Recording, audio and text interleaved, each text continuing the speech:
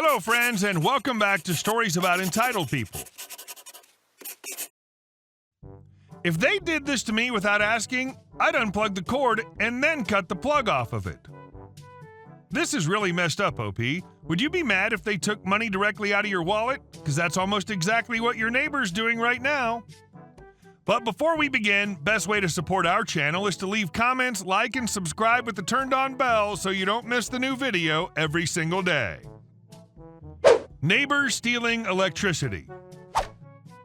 So as I was driving out of my garage for work this morning, I noticed that my neighbors had an extension cord running under the shared fence and connected to the external GPO of my house.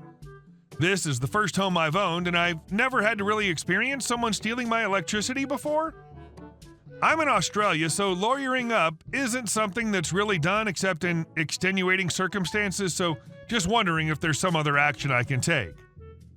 Edit. During the day, I asked my brother to have a look at the outlet to see if they had plugged the extension cord in. For anyone wondering, my brother and I work opposite shifts, so there's always someone at home. If my neighbors wanted to borrow the outlet for a while, there would have been someone home to ask. This morning, I'd unplugged the extension cord, but left it on my side of the fence. However, when my brother went to check, the cord was mysteriously back on the other side of the fence, so I didn't get my ultimate revenge moment of cutting the cord. What's also strange is that they're usually hanging out in their front yard next to my driveway when I get home, but that wasn't the case today, so I haven't even been able to confront them yet. I have, however, isolated the power for all my external outlets at the breaker and locked the box so they sure as hell won't be trying that crap again. And our second story. You're going to be a piece of crap? Well then, meet my friend.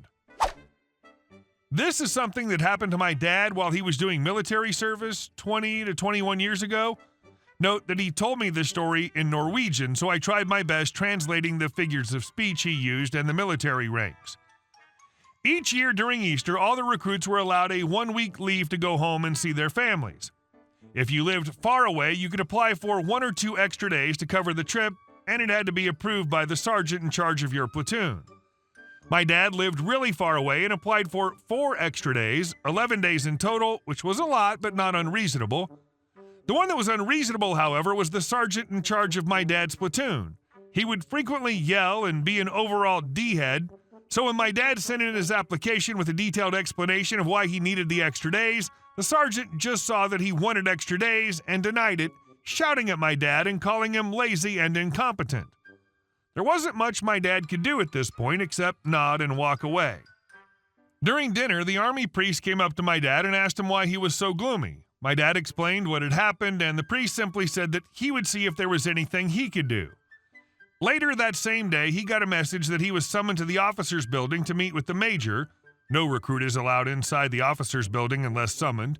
My dad got ready, and on his way to meet with the major, he saw his platoon getting ready for field exercise and said that he was going to see the major. No explanation on why got summoned.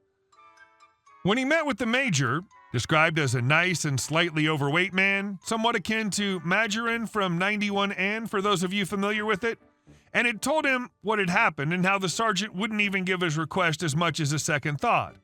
The major said, of course you should get those extra days, then sent my dad off to tell Sergeant D-Head that the major approved his request. On his way back, he once again met with his platoon and got informed that they couldn't wait much longer and were going to leave without him if he didn't get ready soon. My dad said that he would get ready as fast as possible.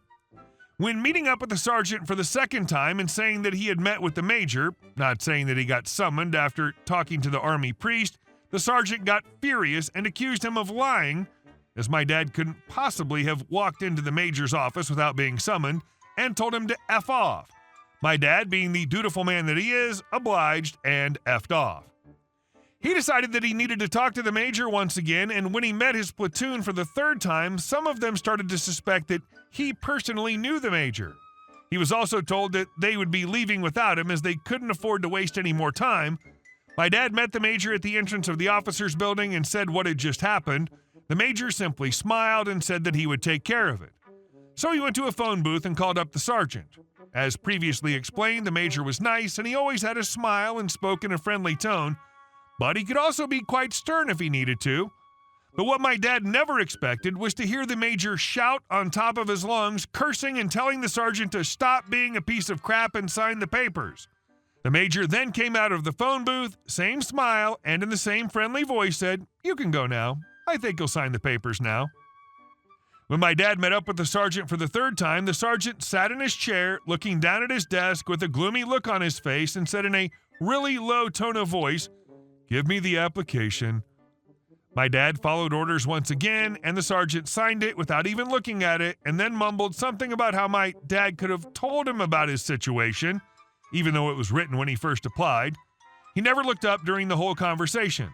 The sergeant didn't yell at my dad as much afterwards, most likely in fear of facing the major's wrath.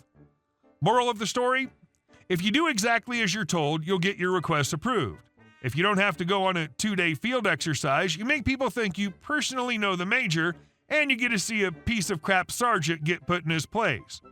Note, yes, my dad left out some important information when talking to the sergeant, mainly that he got summoned by the major because he has spoken with the army priest, but as my dad put it, I did as I was told.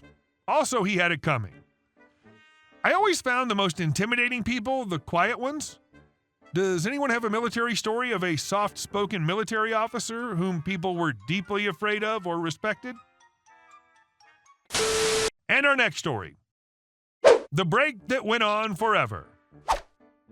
I worked at a factory with a supervisor, Soup, who liked to throw her weight around. She was also desperately trying to get noticed by the higher-up, so she did her best to up our numbers each shift. Our team had 75% more production than the other teams, but it came at a price. Soup made us skip breaks or stay longer whenever there was a setback to the production, like a machine broke or we noticed a fault in the product and had to throw a bunch away. We were all disposable workers, so we put up with it for quite some time because we didn't want to get fired, but eventually she started to piss us off. Every time we were on break, she'd make comments like, "Don't forget it's only 15 minutes long.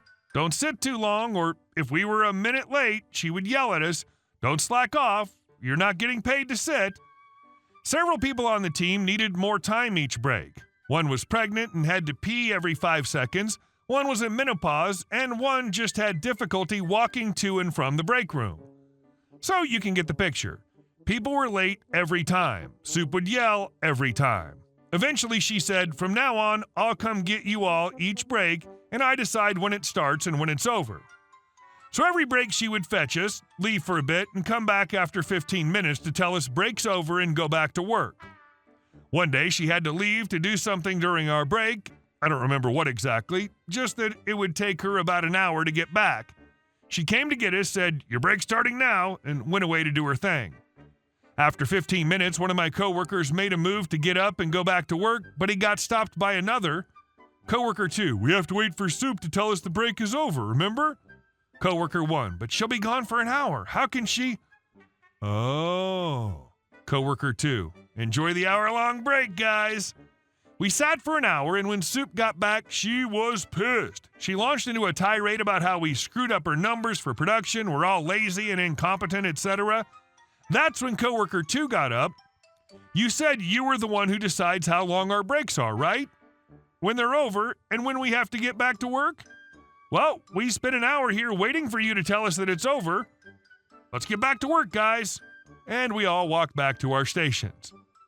I swear, I could hear Soup burst a blood vessel from frowning so hard. We knew she cared a lot about those numbers and us sitting around would screw it up. We wanted to teach her a lesson. Don't try to enforce stupid rules. They want to micromanage, but then when they make a new dumb rule, they don't want to see it come to fruition. I wonder if there's a hell for people with power trips from management. And our last story. Our house was stolen. My husband and I were recently paid a visit last month by someone claiming to own our home. I'm sorry, this is going to sound really crazy, and I know you've lived here a long time, but I own this house, which just happens to be the home we purchased 8 years ago and where our family have been living and paying our mortgage. I immediately asked him to leave our property and contacted our local police department while he angrily began taking pictures of our house and vehicle in the driveway. To my surprise, when I searched our county auditor's webpage, there were indeed 2 transfers made in July of this year. We were never made aware of or signed any transfer of ownership. When I contacted our mortgage company to whom we make payments, they were not aware of any title changes either, but they did make it clear that we're still responsible to make all of our mortgage payments. We made the trip to our county records department, but no one could answer how our home was seemingly purchased right out from under us and the deeds transferred without us or the mortgage bank being involved. The department head and supervisor at the records department were just as baffled as we were. The previous owner who sold us the home is deceased and the original lender is no longer in business. We then received legal counsel and filed a police report last month due to multiple very aggressive attempts to gain access to our home by a man claiming to represent the current owners. Apparently, our house should never have been sold to us and has recently been sold right out from underneath us. We were advised to submit a title insurance claim and begin preparations to move. We found out that there was a case that involved our house and the Detroit Fire and Police Pension Property Scam out of Michigan. That case opened in 2008 and the final judgment was made 4 years later. We purchased our home using a survivorship warranty deed with what we assumed was a clean title, but we were wrong. We've requested that the corporation evict our family and not return to our home again. Fortunately, no one has returned since. We were alarmed when the supposed new owners received their first piece of mail at our residence, which happened to be a water bill. They made yet another transfer without notice. I got in contact with the water company only to get an apologetic, "I'm so sorry, Mrs. Blank Blank Blank. Only the owners can change it back, and we can't give you any balance or account information." Update: we contacted a local real estate lawyer because it was both advisable and necessary. With this help, we proved we were right, and now we're living peacefully in our own home. Hey guys, thank you all for watching the video. I'll see you in the next one.